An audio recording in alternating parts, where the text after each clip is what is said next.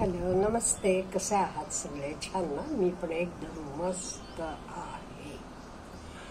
आज आपण जरासं मानसिक आरोग्य कसं गरजेचं आहे आणि हे मानसिक आरोग्य व्यवस्थित नसल्यामुळे हल्ली आपण आपल्या आजूबाजूला किती प्रॉब्लेम बघायला लागलोय ह्याच्याबद्दल थोडंसं विचार करूया.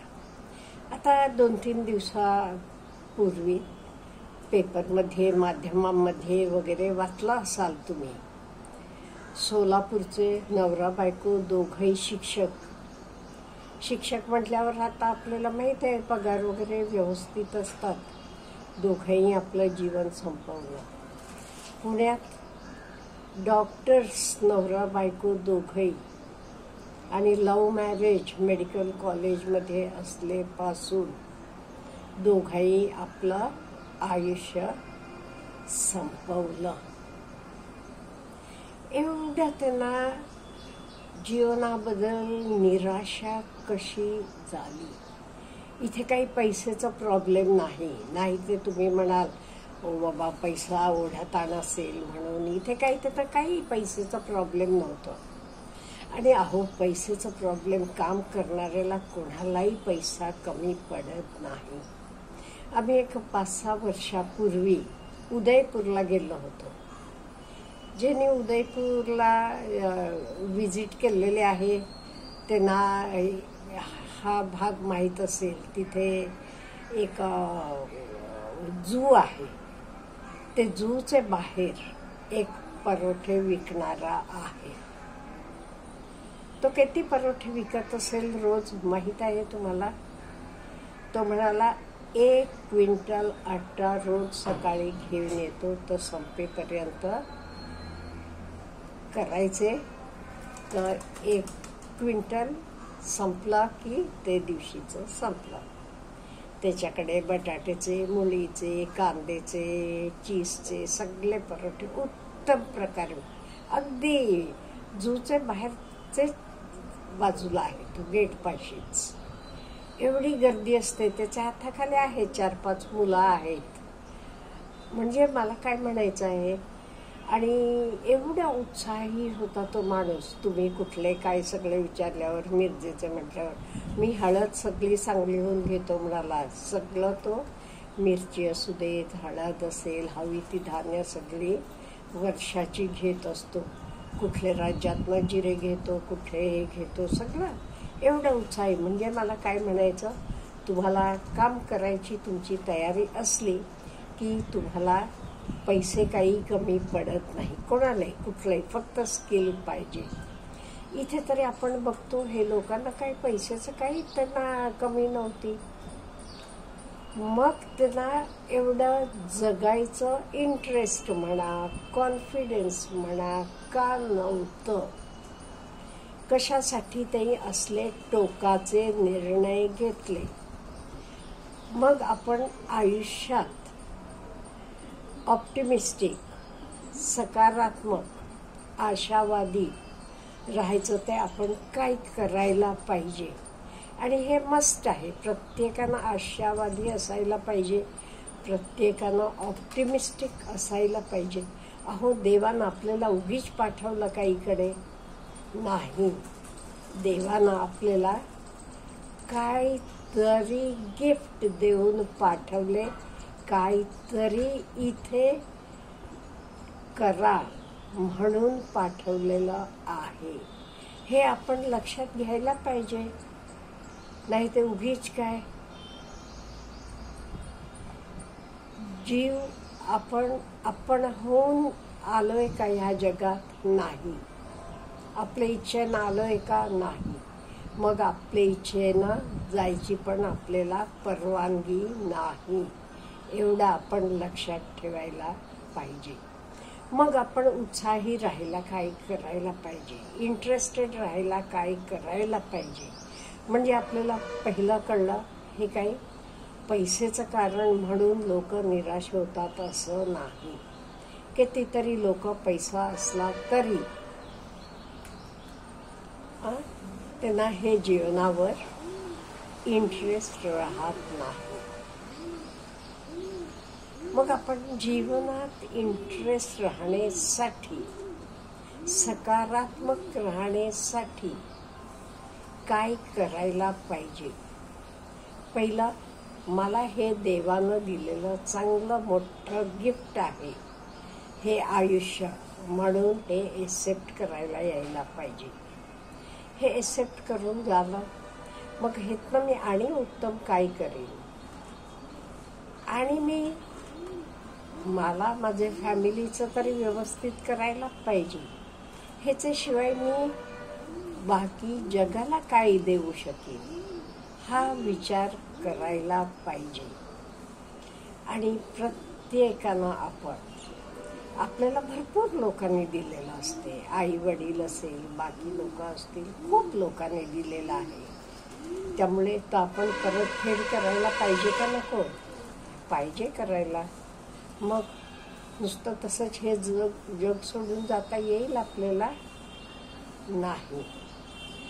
त्यामुळे आपण एक म्हणजे स्वतःवर विश्वास ठेवायला पाहिजे, ज्याला आपण सेल्फ बिलीफ म्हणतो. आता सेल्फ बिलीफ आपण कसा ठेवायचा? स्वतःवर विश्वास कसा आपण वाढवायचा?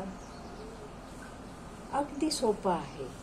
आयुष्यात जे काही आपल्याला चॅलेंजेस येतात ते आपण ओव्हरकम करत गेलो का नाही, नॅचरली आपला कॉन्फिडन्स वाढत जाते.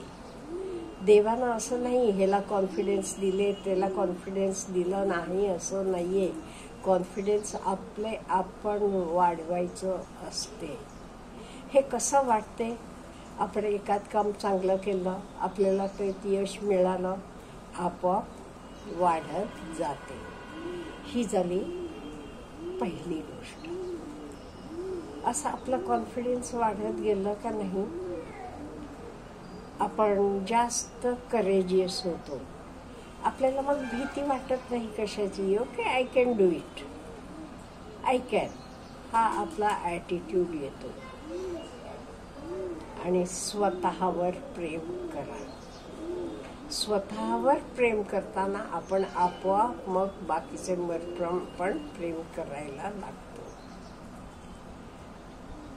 स्वतःवर प्रेम करायचं म्हणजे काय? म्हणजे स्वतःचे गुण ओळखा.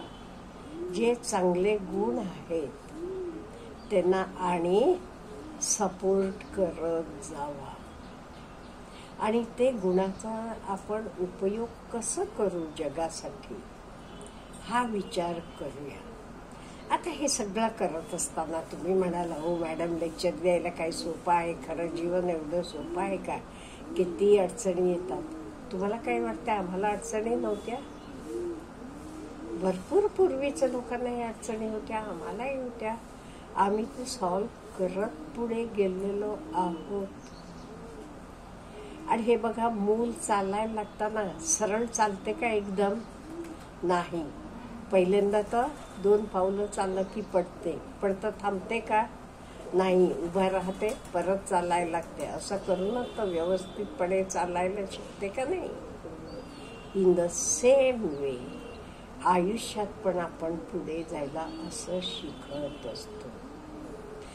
हे करताना तुम्ही जरासं ॲटलिस्ट तुमचे फॅमिली मेंबर्स बरोबर तरी ओपनली बोलायला वागायला शिका. काही प्रॉब्लेम्स असू देत, बी ओपन.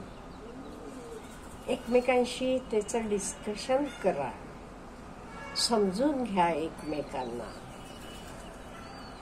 काही झालं तरी आपण हे दिवस पार करू, हा विश्वास येईल तुम्हाला. हा विश्वास आला का नाही, मग आपण पुढे जात राहू. मला हे आश्चर्य वाटते, हल्ली कसं काही मुलांना एवढे लवकर ही हार मानतात. काही झालं तरी मी आयुष्यात हार मानणार नाही, हे ठरवा ना. व प्रॉब्लेम्स कोणाला येतात? प्रॉब्लेम्स आलेत म्हणजे आपण जिवंत आहोत. प्रॉब्लेम्स कोणाला नाही. हे जग सोडून गेलेला आहे माणूस, त्याला काही प्रॉब्लेम्स नाही. आपल्याला उठल्यावर काय तर प्रॉब्लेम्स असतातच. ते सगळ्याला तोंड देत पुढे जायचं, तरच आपण आणि स्ट्रॉंग होत जातो.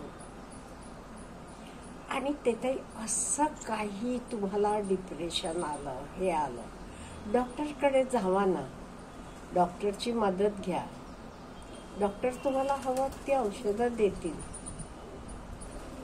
आणि असं मानून घेऊ नका मानसिकरित्या मी खचलोय किंवा काहीतरी होते म्हणजे मी काही वेडा आहे का खुळा आहे. नाही, शारीरिक आजारांप्रमाणे हे मानसिक आजार पण आहेत.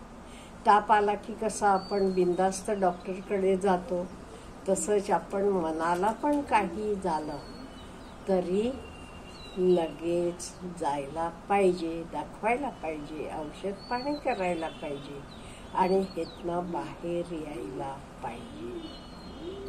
मरण काही ह्याचं उत्तर नाहीये. तुम्ही मेलात की ओके, तुम्ही सुटाल. अहो, तुम्ही विचार केले काय?